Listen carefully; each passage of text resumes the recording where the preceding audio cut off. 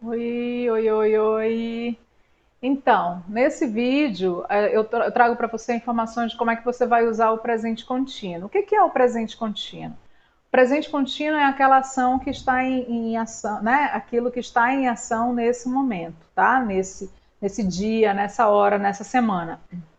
O presente simples é aquilo que eu faço no meu dia a dia. O presente contínuo é aquilo que eu estou fazendo agora, tá? Então, por exemplo, eu falo inglês, mas nesse momento eu estou falando português, tá? Então eu preciso ter essa diferença dos dois. Uma é presente simples e o outro é o presente contínuo. Vamos direto aqui ao ponto, né? Então, como é que a gente vai usar esse presente contínuo? Eu preciso de três coisas, tá? Para ter esse presente contínuo, eu preciso ter essas três coisas juntas. É o verbo to be, olha ele aqui, né? O verbo mais o ing. Eu preciso da junção dessas três coisas para formar o meu presente contínuo. Se essas três coisas não estiverem juntas, tem alguma coisa errada, tá? Ou eu não estou usando o presente contínuo, pode ser que seja outra coisa, esse ing no meu verbo pode significar outra coisa, mas isso vai ficar para um outro vídeo, ou eu estou fazendo errado, tá? Então eu preciso realmente usar esse verbo to be mais o verbo acrescido do ing. Legal? Então vamos lá, vamos um exemplo. I am speaking English.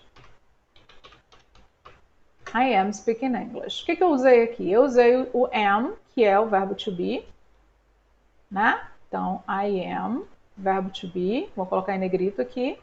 O speak, que é o verbo falar. Aqui, o speak, eu vou colocar ele em negrito e em itálico para ficar diferente do outro.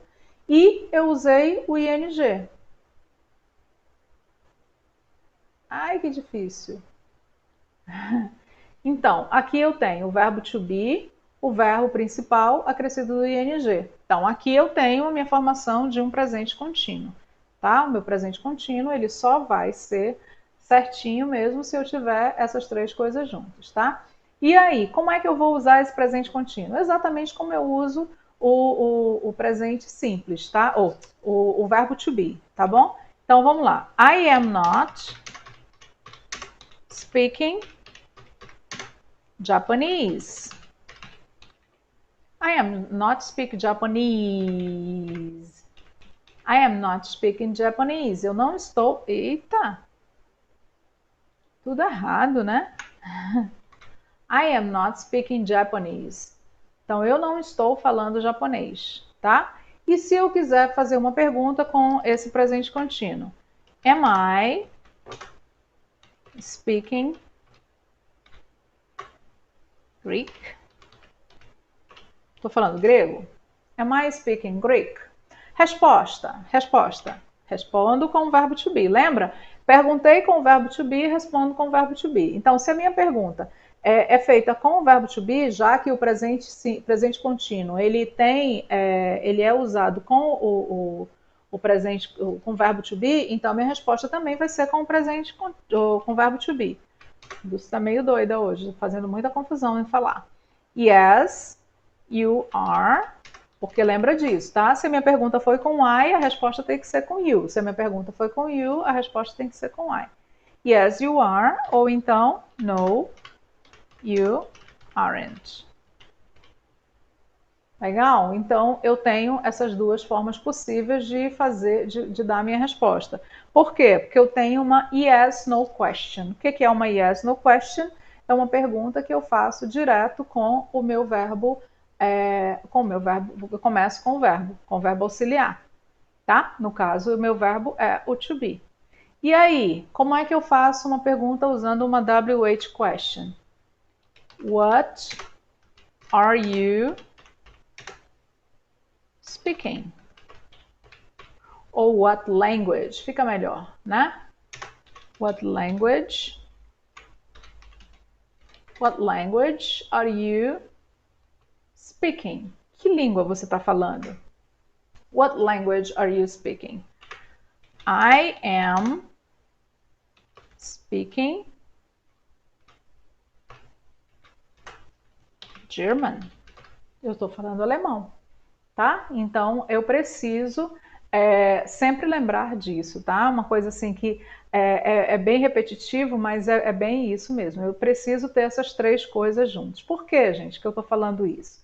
Se eu fizer uma frase e disser assim, I speaking German, minha frase está incompleta, minha frase está errada, tá? Então eu preciso completar aqui com o I am. Vamos usar uma outra pessoa? He is. He is speaking German. Por que eu estou falando isso 1000 vezes, né? Falando para que a gente precisa ter o verbo to be, mas o verbo principal é crescido de ing. Porque existem outras situações em que eu vou usar esse ing no meu verbo e que não vai significar que esse meu verbo está no gerúndio, tá? Esse meu verbo não vai estar ando, endo e indo. Aliás, ele está no gerúndio, mas ele não está no contínuo. Né? Ele não vai significar que ele está no ando, endo e indo. Ele não essa finalização ela não vai ser verdadeira quando eu não tenho essa construção de verbo to be mais o verbo acrescido de ing. Vou dar só um exemplo aqui, tá? Eu posso começar uma frase speaking English is beautiful. Falar inglês é bonito. Tá? Então, esse ing, ele pode inclusive significar que o meu verbo está no infinitivo. Tá? Então, muitas vezes a gente olha ing e a gente já vai traduzindo como falando, né?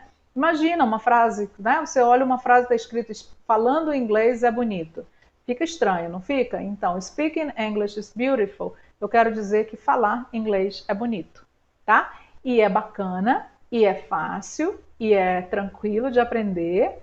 Então, vem comigo, vamos juntos, né? Que eu tenho dicas muito bacanas para você, para você entender definitivamente, para você entender de uma vez por todas e não precisar voltar 1000 vezes para a sala de cursinho para aprender a falar o idioma, tá bom? É só dar uma chegadinha aqui embaixo na descrição que eu te levo e te mostro todo o meu trabalho e o curso maravilhoso que a gente está aprontando lá e trazendo informações bem fáceis, bem simples para você me acompanhar nessa jornada.